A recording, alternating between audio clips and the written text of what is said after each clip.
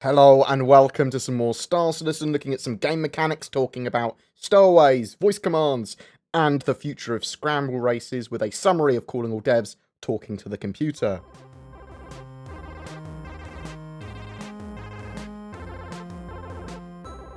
Star Citizen Alpha 3.3.5 is out to the first wave PTU group, which is concierge, subscribers, and Evocati. It does mean you'll see a lot of content of that drop across Reddit and lots of YouTube channels and streams and stuff. We can talk about the patch, and it does contain Hurston and a load of activities to do there. At the moment, it's pretty bare bones, other than obviously Lorville having some cool stuff around it. It's more gameplay area. They should be adding some more stuff to that patch as the PTU goes on and opening it up to more and more people. It is very stable, but there is a lot of performance issues around Lorville, and they haven't implemented all the FPS AI and the mission area around the planet. So we haven't seen, or at least I haven't seen, missions popping up around there, although I have mainly been looking at the newer biomes and that sort of stuff. I personally think we will have a live build of 3.3.5 by the end of next week, so the 23rd November, Friday. Bam. Stowaways and unwanted guests. Players that are on board legally on your ship that you own, but you don't want them there, you basically can ask them to leave. Ship owners are the law on their ship within reason, so you can set permissions of people on your ship and anyone that isn't named there as well, so customers or guests. I'm assuming we'll have a set of permissions, but you'll also be able to change this to say, please leave, or you're basically trespassing on my ship. They'll be given a warning and a reasonable timer to get off the ship. Then, if they stay longer than that, the owner can use force if they want. This allows you to basically close up shop on a banning merchantman, ask shoppers to leave, and if any stay too long, you can have them forcibly removed, or you can use force to remove them, I should say. They do foresee some issues with players potentially being AFK or getting lost on ships during this timer. They're going to potentially have some sort of evac order that you could use if you're landed a station or a planet. So say you're a Genesis Starliner, docked with where you're supposed to be taking your passengers, and then you can put an evac order out. So basically, during that evac order, if you are not off the ship by the time that order's completed, it will teleport you off. But conversely, this won't be able to repel borders, because what will happen is that a pop-up will appear on your screen, a notification, and you can choose to ignore the evac order. You can go, no leavey, I am staying. So there are ways around that if you don't want to be teleported off the ship, basically. This mechanic is probably only going to be usable at stations or landing, as I said. They don't want people to be able to be kicked off as guests mid-trip if you're on a Genesis Starliner, things like that. They'll think of a lot of the ways that you will be able to use these systems in a way that's non-exploitative. Shorter term, there will be security, permissions, that sort of stuff for players implemented. You'll be able to unlock certain doors, use certain panels, use certain systems based on who you are on the ship. Game integrated voice commands, so they want voice attack type functionality in-game. It's on the audio team's roadmap backlog to have an sort of internal, fully integrated voice command solution. That's going to be natively supported by the game, so it's going to have some improvements and benefits over anything else that you'd get third party. At least that's what they want. But I just want to point out that Voice Attack has some amazing voice packs and profiles and little stories that go along with them, and they talk to you.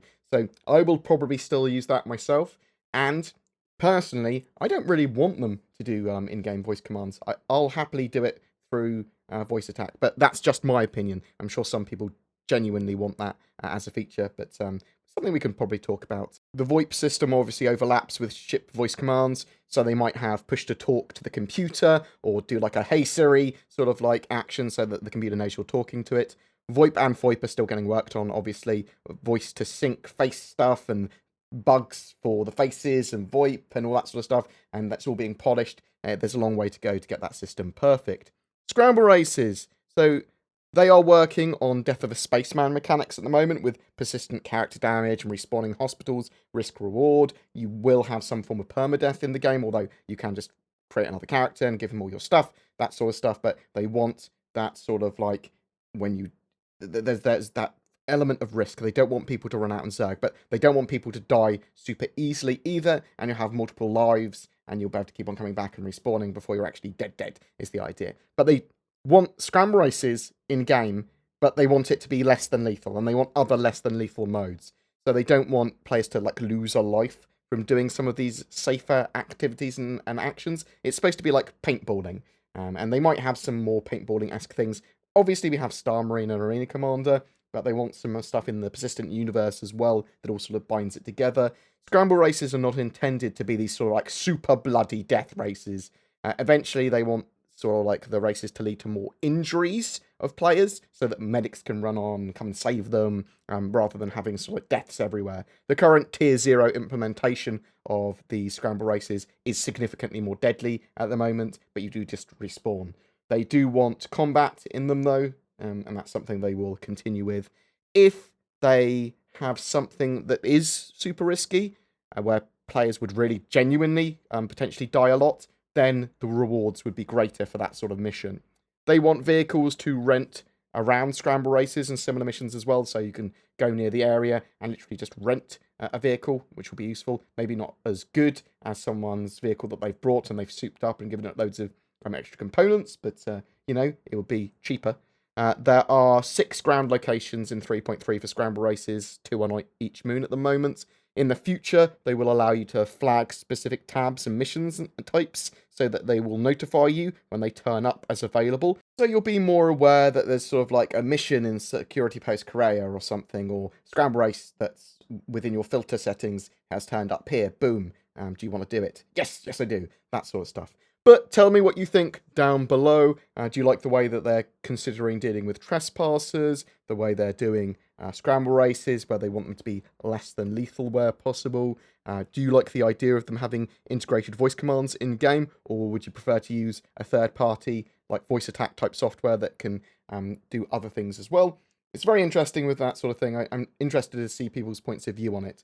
Do you want something that is native, or do you want something for them not to waste their time and money on it? Also remembering it's the audio team that will be doing it, so don't be like, oh, they can't work on like some sort of game development that's not within their purview. Whatever you think, tell me in the comments below. If you don't have Star Citizen yet, be sure to create an account with the links below to receive 5,000 UEC, the in-game currency, as a bonus, and to participate in any free flight. Every month we have a ship giveaway. For November, I am giving away a Saber Raven, Star Citizen game package, and a CitizenCon 2948 digital goodies pack.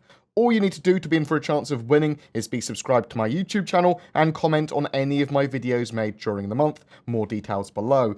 If you would like to further support the channel, the links to my Patreon and donations are down in the description below as well. If you are considering getting or upgrading your gaming PC for Star Citizen or any other game for that matter, instead consider the Shadow Cloud gaming service. It's a subscription-based service that leverages your internet connection to turn any appropriate device, whether it be an old PC, smartphone, tablet, and more, into a powerful Windows 10 gaming PC. It's been working well in the latest 3.3.0 PTU patch of Star Citizen. I'm going to try and maintain a best practices guide on my website as well. More information is available in the links below, and if you do decide to try it, use the code BoredGamer to get a discount. Thanks for watching, guys, and I'll see you in the verse.